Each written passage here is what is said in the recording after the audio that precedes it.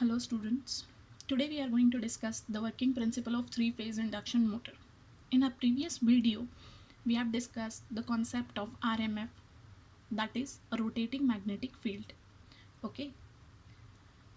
Now let's take a look at working principle of three-phase induction motor.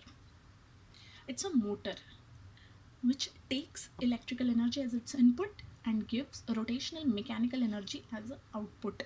That means what? The output of this motor is the rotation of the rotor. Okay, the rotational output will be taken from the induction motor. So what makes that rotor to rotate? What happens to the rotor inside the motor that makes it rotating? Let's see. When a three-phase supply is given to the three-phase stator field winding, okay, this is a three-phase supply which is given to the stator. See, this I have shown a pole here. Okay, for simplicity the stator pole has shown here, but actually there is no physical poles are present. Okay, so when a three-phase supply is given to the three-phase stator field winding, it produces three independent alternating magnetic fluxes. Okay, the resultant of this fluxes is called as a net flux or the resultant flux, which we have discussed in the earlier video of RMF. Okay, this flux is called as a net flux or the resultant flux. The magnitude of this resultant flux remains constant, but its position keeps on changing with respect to time in a circular manner. Hence, the net flux or the resultant flux develops a rotating magnetic field in the stator. Okay, this is RMF, which causes a relative motion between the flux and the rotor.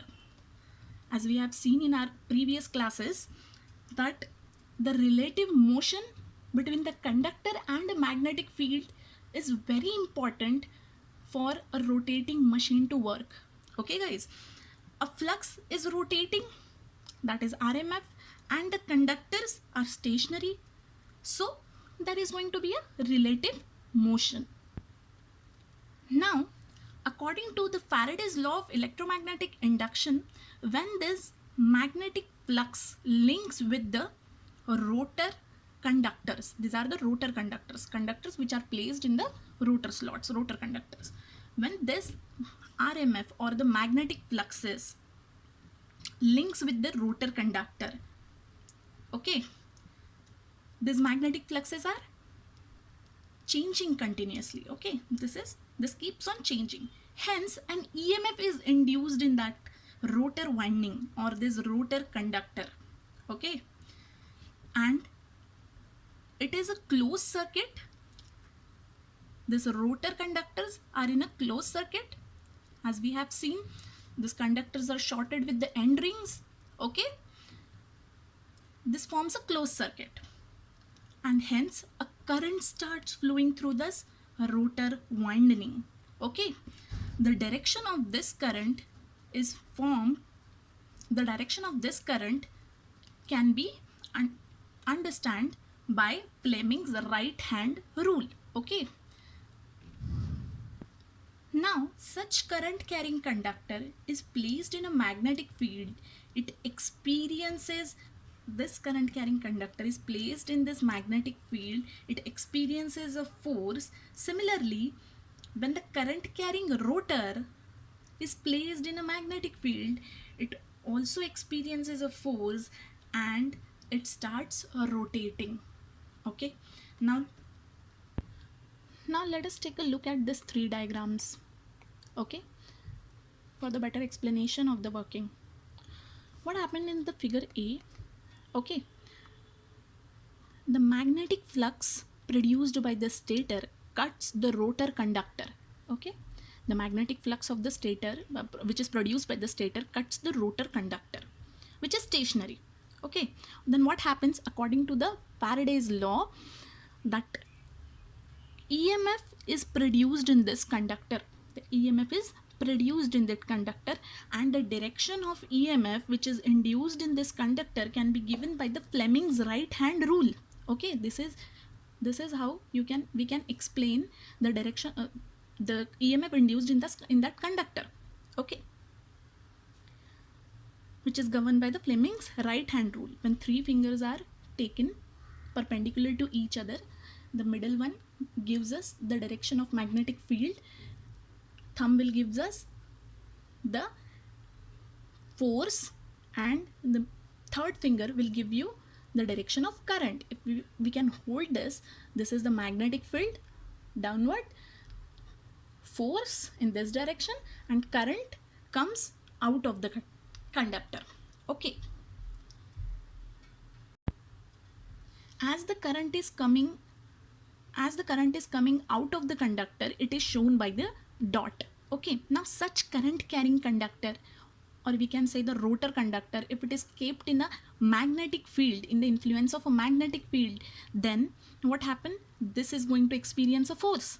Okay, this conductor is going to experience a force. The rotor current will produce its own magnetic field, which is as shown in the figure B, this figure. Okay, this force is produced on the rotor conductor can be justified by the Fleming's left hand rule. Okay, Fleming's left hand rule. Okay, the rotor starts rotating in clockwise direction, which is same as that of the direction of rotating magnetic field. That means in this direction. Actually, what happens, this conductor produces its magnetic field, its own magnetic field in this direction. Okay, in a clockwise direction. When its magnetic field is in this direction, okay, this lines are going to assist the rotating magnetic field, this line, whereas going to oppose the direction of this magnetic field which is produced by the conductor, going to oppose the rotating magnetic field. Hence, what happens, you can observe in the C diagram, the current on the left hand side of the conductor, sorry, the magnetic flux on the left hand side of the conductor is more stronger than the right hand side of the conductor. It's weakened on the right hand side of the conductor. Hence, there will be the more magnetic flux in this side, which governs the direction of rotation of the rotor in the clockwise direction, or in the same direction as that of the rotating magnetic field. Okay, this is all about the working principle of three-phase induction motor. Hope you guys have understand. If you have any doubt, you can ask me.